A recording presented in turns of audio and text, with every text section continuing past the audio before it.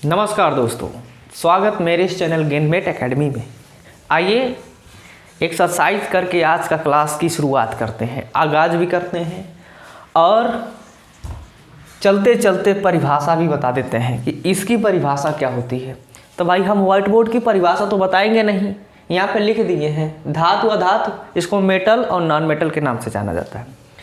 बात करते हैं धातु किसे कहते हैं।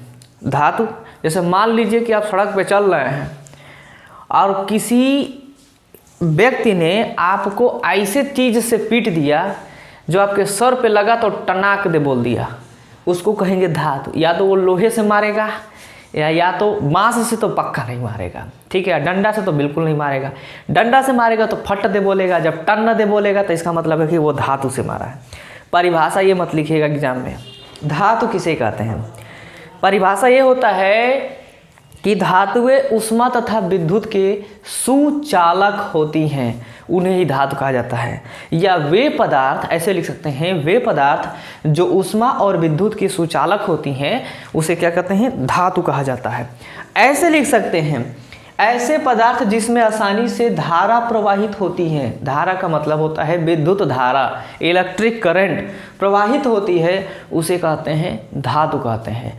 और भी लिख सकते हैं, ऐसे पदार्थ जो मुक्त इलेक्ट्रॉन, जिसमें मुक्त इलेक्ट्रॉन होते हैं और वह इलेक्ट्रॉन धारा और अथवा उष्मा को लेकर एक बिंदु से दूसरे बिंदु तक पहुंच जाते हैं, उन्हें भी धातु कहते हैं। कहने का मतलब धातु वे होती हैं जिसमें उष्मा और विद्युत ये दो कंपोनेंट ऐसे हो जाते हैं जो एक बिंदु से दूसरे बिंदु तक पहुंचते हैं, ये जरूरी होता है उनको पहुंचने का।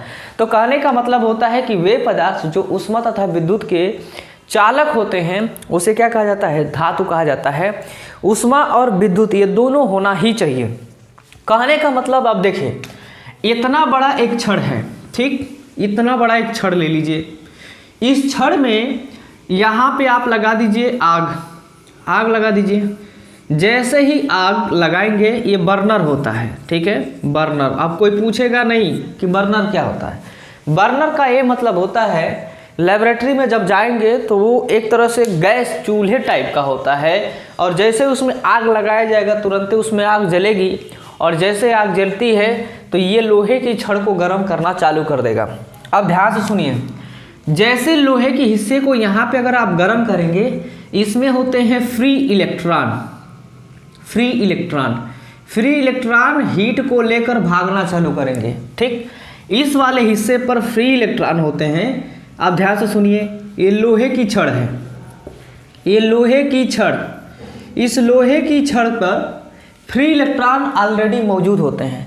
आपने जैसे आग जलाया, नीचे से ये ससुर लोग उछलना चालू कर देंगे और जब उछलना चालू करेंगे तो इनकी गतिज ऊर्जा, जिसको बोलते हैं काइनेटिक एनर्जी, गतिज ऊर्जा, काइनेटिक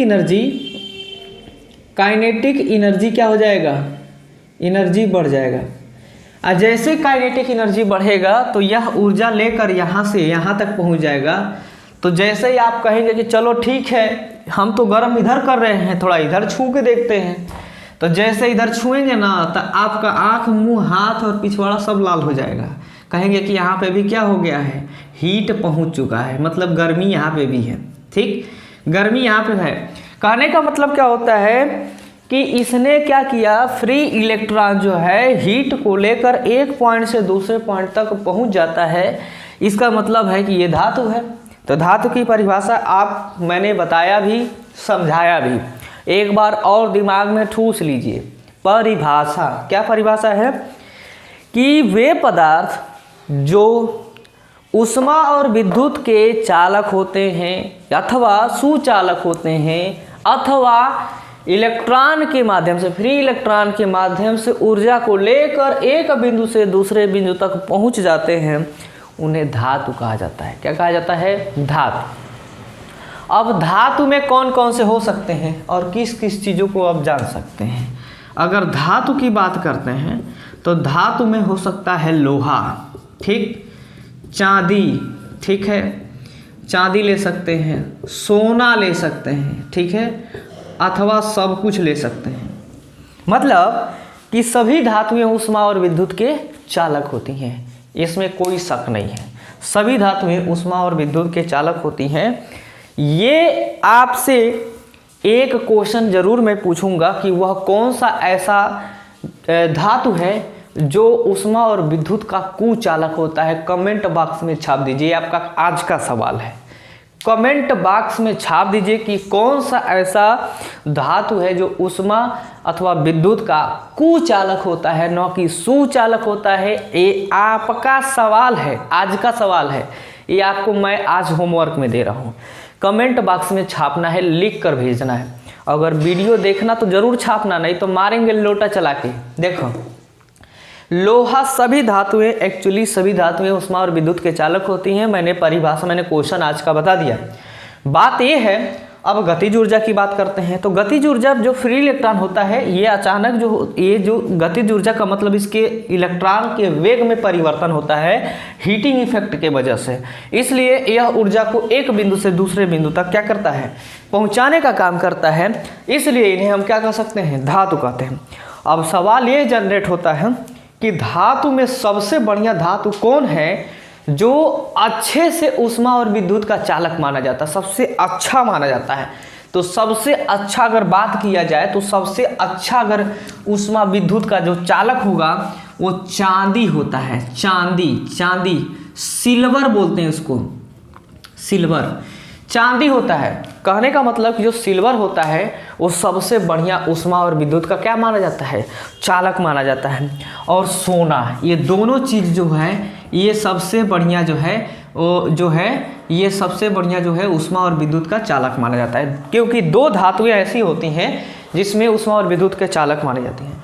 अब बात कर लिया मैंने सबसे बढ़िया मान रहे हैं ऊष्मा और विद्युत का चालक, तो सबसे बढ़िया ऊष्मा और विद्युत के चालक अगर मान रहे हैं उस हिसाब से आप क्या कहेंगे। आप सबसे बढ़िया अगर ऊष्मा विद्युत के चालक की अगर बात कर रहे हैं तो उस कंडीशन में अगर बात करेंगे ऊष्मा और विद्युत के चालक में, तो चलिए हम शुरुआत करते हैं एक बार फिर से। देखिए, एक कहानी है छोटी सी। बहुत समय पहले जब वैज्ञानिकों ने सबसे अच्छे चालक की तलाश करना चालू कर दिया, तो उस कंडीशन में वैज्ञानिकों ने ये कहा, क्या कहा तो देख लीजिए। वैज्ञानिकों ने ये बोला कि आज हम जो है खंबा, ये जो पीने वाला खंबा नहीं है, ठर्रा वाला खंबा नहीं है, एक खंबा माने पोल, दो पोल लगाया। इस पोल पर इन्होंने पहले मर्तों में इन्होंने कहा कि सबसे बढ़िया चालक है चांदी ले लिया। इन्होंने कहा कि चलिए चांदी थोड़ा सस्ता है, सोना बड़ी महंगा है, हम जो है चांदी ही लगा देते हैं। तो ये ससुर अपने पोलवा पे ना ये चांदी लगा दिए। अब ये क्या किए, चांदी लगा के देखे तो बहुत तेजी से इसमें जा रहा था, करंट बहुत तेजी से जा रहा था। मतलब है जब बटन टीपे नहीं तुरंते पहुंच गया बिजली, कहीं प्रतिरोध नहीं। अचानक आज के दिन, मान लीजिए कि आज पहले दिन जो है इन्होंने खंबे पर चांदी का तार लगाया, और जैसे भाई पहले के समय लाइट तो प्रॉपर रहती नहीं थी ना, जैसे लाइट गुल मतलब बत्ती गुल, तो चोरों का जो मीटर था वो चालू हो गया। उन्होंने क्या किया, रात में तरवे काट ले गए सब। ठीक, मतलब ये चांदी था, और चांदी महंगा भी होता है, इतना सस्ता भी नहीं होता है। चांदी सब चुरा ले गए। सुबह में सब वैज्ञानिक उठे तो देखे तो पोल खाली है, खंबा खाली है। ठीक, तरवा कौन ले गया। फिर उन्होंने कहा चलो ठीक है हम सोना देखते हैं, सोना भी चोरी हो गया। तब जो उन्होंने कहा कि ये तो चोरी हो जा रहा है, अब कैसे क्या किया जाएगा। तब वैज्ञानिकों ने रिसर्च किया, और रिसर्च करके एल्युमिनियम, कॉपर, ठीक है, और इस तरह से दो ऐसे धातु का, मतलब और भी धातुएं होती हैं, ज़्यादातर हम लोग एल्युमिनियम और कॉपर का इस्तेमाल करते हैं। एल्युमिनियम और कॉपर धातु का इन्होंने इन्वेंशन किया, और वही एल्युमिनियम और कॉपर आज के समय में बहुत ज़्यादा डिमांड में रहता है। कॉपर का कॉइल बनता है, कॉपर की हर एक चीज़ लगाई जाती है। काहे, क्योंकि सबसे बढ़िया अच्छा चालक माना जाता है।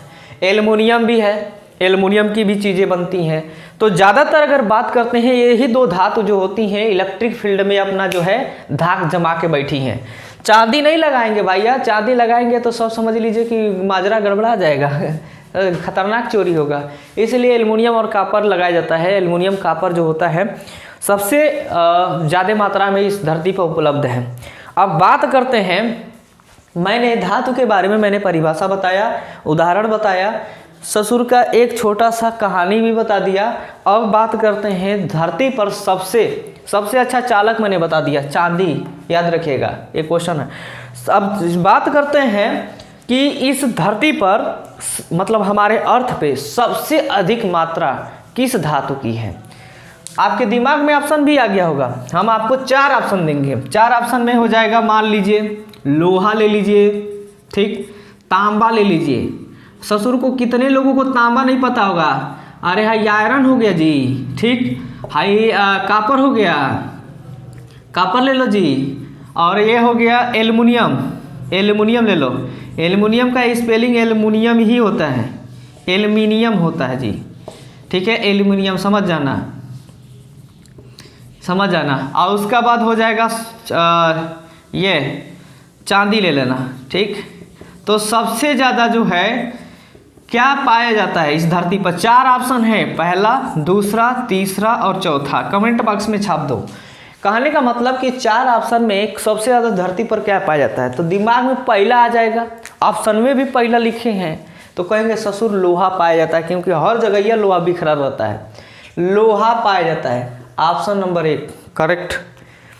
अगर गलती कैला तो लोटा नहीं, झाड़ू चला के मारेंगे, गोबर झाड़ देंगे, ठीक है। अरविंद केजरीवाल वाला झाड़ू लाएंगे और उससे झाड़ेंगे, क्योंकि अरविंद केजरीवाल अपने घर में ही झाड़ू नहीं लगा पाते हैं, इसलिए हम उसी झाड़ू से तो के झाड़ेंगे। गोबर कहीं के गलती मत करना, लोहा नहीं पाया जाता है धरती पर। सबसे अधिक मात्रा लोहा की नहीं है, लोहा की है ये नहीं है, तो अब किसकी है भाई? कहेंगे अब बताओ किसकी है? कापर की? बिल्कुल नहीं है। एल्युमिनियम की? देखा जाएगा। चांदी की? ये भी देखा जाएगा। सबसे अधिक मात्रा जो होती है एल्युमिनियम की पाई जाती है। सबसे ज़्यादा इस धरती पर हमारे अर्थ पे सबसे अधिक मात्रा एल्युमिनियम की है। अब आपको बताएं, कहेंगे काहे? एल्युमिनियम की अधिक मात्रा होने के बावजूद भी एल्युमिनियम महंगा क्यों है? लोहा क्यों सस्ता है?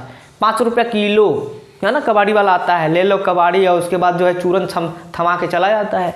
8 रुपया 5 रुपया किलो, जाके एल्युमिनियम खरीदा तो नाना मर जाए हैं तुरंते।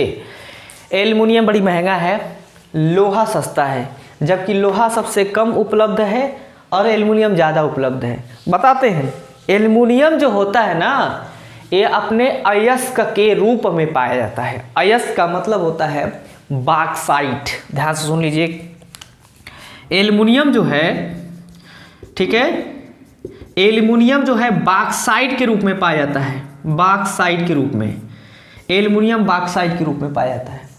इस ससुर बॉक्साइट को धरती से निकाला जाता है, ठीक, मशीन के माध्यम से, और इनका फिल्ट्रेशन किया जाता है। फिल्ट्रेशन का मतलब होता है कि इनका जो होता है क्या बोल सकते हैं, शुद्धिकरण किया जाता है। और जैसे शुद्धिकरण होता है तो बॉक्साइट से क्या निकल जाता है? एल्युमिनियम।